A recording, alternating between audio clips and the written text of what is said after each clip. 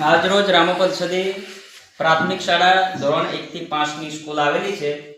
તો અમારી રજિસ્ટર સંખ્યા બાળકોની 53 છે। તો ઉત્તરાયણના રજા પર શિક્ષક ઘરે ગયેલા છે અને ગઈકાલે બી સ્કૂલ ચાલી હતી અને આજે પણ ચાલુ છે। તો છતાં કોઈ ગઈકાલે પણ નતા શિક્ષક આવ્યા, આજે પણ નતા આવ્યા। તો અમારા બાળકો શિક્ષક વગર શાંતિથી બેઠા છે।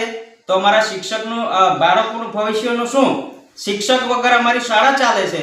ખાલી મધ્યભજન સંચાલક ભાઈ છે, એ 2 દિવસથી આવે છે અને 2 દિવસ ગઈકાલે બી અને આજે બી શિક્ષક ખાલી છે, બરાબર। શિક્ષક વગર સ્કૂલ ખાલી છે। તો અમારા શિક્ષકોનું શેના માટે આવતા નથી અને શું એમને રજા પર ઉતરી જવું પડ્યું છે, એ અમને ખુલાસો જોઈએ। એસએમસી ઉપાધ્યક્ષ ડુંગરાબેન અરવિંદ બેન કયા ધોરણમાં ભણે છે? 5માં। તો ગઈકાલે સાહેબ આવેલા? આજે આવ્યા?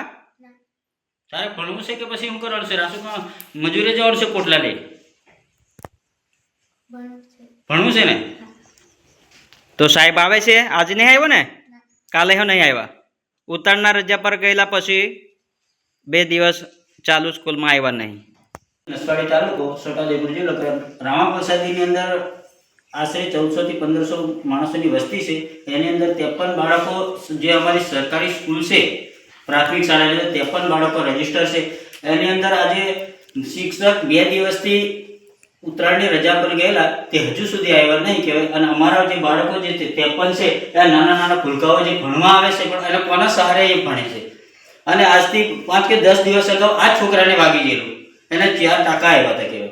હવે એના કોના ભરોસે અહીંયા મૂકી દે છે એ કંઈ ખબર પડતી નહીં। એટલે જો શિક્ષક ટાઈમે નહીં આવે તો આ ગામના લોકો અમે બધા ભેગા થઈ શિક્ષકને અને શિક્ષણ અધિકારીને જો રજૂઆત કરીશું અને જો કાયદેસરની કાર્યવાહી કરવામાં આવે તો સારું, નહીં તો પછી અમે ગામ લોકો ભેગા થઈ ગામની જે સ્કૂલ છે તે ધરણા પર કરવાની તૈયારી છે કહેવાય। એટલે જેમ બને એમ શિક્ષણ અધિકારીને બી અને જિલ્લાની અંદર બી જે બી કોઈ કાર્યકર્તા બેઠા હશે કે કર્મચારી, એમને બી તાત્કાલિક આનું પગલાં લે એવી અમારી ગામ લોકોની માંગ છે કે